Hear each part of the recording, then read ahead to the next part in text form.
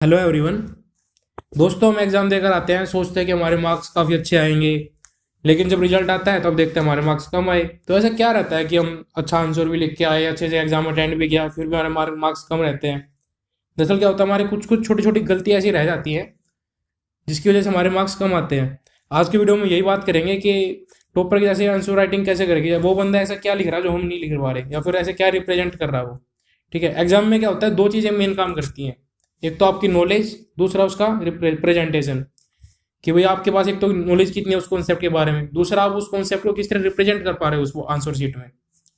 आप सामने वाले को, जो सामने वाला पढ़ेगा, जो एग्जामिनर है, उसको आप कितने समझा पा रहे हो। दोस्तों, हमें एक चीज याद रखनी है कि first impression is last impression. की पहला जो इंप्रेशन होता है वो लास्ट इंप्रेशन होता है। मतलब शुरुआत के आप आंसर शीट में जो 2-3 पेज लिखोगे तो उसके इंप्रेशन बन जाएगा एग्जामिनर पे कि भाई हाँ, इसको आंसर राइटिंग इस तरह आती है, ये इसको मार्क्स इस तरह से दिए जाएं कि भाई हाँ, एक अच्छे बच्चे की राइटिंग है। तो हमें क्या करना है, शुरू के जो 2-3 पेज है उसको बिल्कुल एकदम नीट एंड क्लीन लिखना है, ना कोई कटिंग और ना ओवर राइटिंग करनी है, कुछ भी नहीं करना। एकदम सामने वालों को समझ में आ जाना चाहिए कि लिखा क्या हुआ है। आपको ध्यान तो ये रखना है कि पूरे आंसर राइटिंग में कहीं कटिंग हो ही ना, ओवर राइटिंग हो ही ना।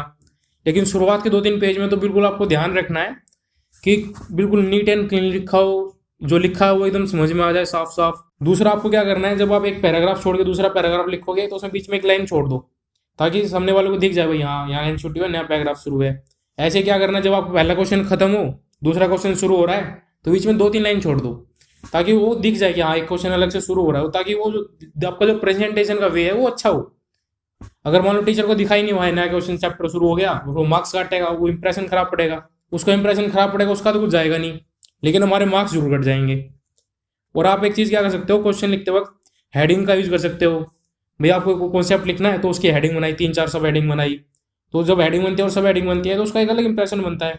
कोई डायग्राम साथ में बना दिया, जो मेन मेन कॉन्सेप्ट आए, कोई मेन फैक्ट आया है उसको अंडरलाइन कर दिया। तो ये चीज़ क्या करती है, एग्जामिनर का ध्यान मान लो फैक्ट पे नहीं गया, लेकिन आपने अंडरलाइन किया हुआ है, तो जो अंडरलाइन किया हुआ है वो अलग ही दिख जाएगा। तो उसके आपको मार्क्स अलग मिलेंगे। जो डायग्राम बनाया है या फिर मेंटल मैप से बनाया है, तो उसके मार्क्स अलग मिलते हैं, क्योंकि आपने बाकी लोगों से अलग काम किया है। तो ज़्यादा काम करोगे तो उसके मार्क्स मिलेंगे ही। और आप एक चीज़ और कर सकते हो, आप आंसर राइटिंग की प्रैक्टिस कर सकते हो घर पर, इसे मॉक टेस्ट बोलते हैं। दरअसल क्या करो, मार्केट से प्रैक्टिस सेट ले आओ और प्रीवियस ईयर एग्जाम्स ले आओ। उसको जैसे एग्जाम का एनवायरनमेंट होता है, सेम एग्जाम का एनवायरनमेंट अपने घर पे बनाओ। वहाँ आप जैसे 3 घंटे एग्जाम देते हो, वैसे 3 घंटे का 2 घंटे एग्जाम अपने घर पे बनाओ और वैसे ही पूरा आंसर शीट लिखो। फिर खुद ही इवेलुएट करो भाई कहाँ हमारी गलती रही, कॉन्सेप्ट की नॉलेज कहीं वीक पड़ गई, या उसके प्रेजेंटेशन को हमने अच्छे से नहीं किया, कहीं डायग्राम आ सकता था, अंडरलाइन किया सकता है, हेडिंग बन सकती थी, सब हेडिंग बन सकती थी। तो इन चीज़ों को हमें ध्यान रखना है। और मॉक टेस्ट का एक फ़ायदा और होगा, आपका टाइम मैनेजमेंट अच्छा हो जाएगा। आपको ये पता लग जाएगा किस टाइप के क्वेश्चन आते हैं, आपका कॉन्फिडेंस बिल्डअप होगा। ये टिप्स और ये टेक्निक्स आप अपनी डेली लाइफ में अपनाइए और पाएंगे कि आपके जो मार्क्स है वो काफ़ी इंक्रीज हो गया, आपकी लर्निंग भी डे बाई डे काफ़ी इंप्रूव हो जाएगी। And friends, have a awesome day and subscribe our channel.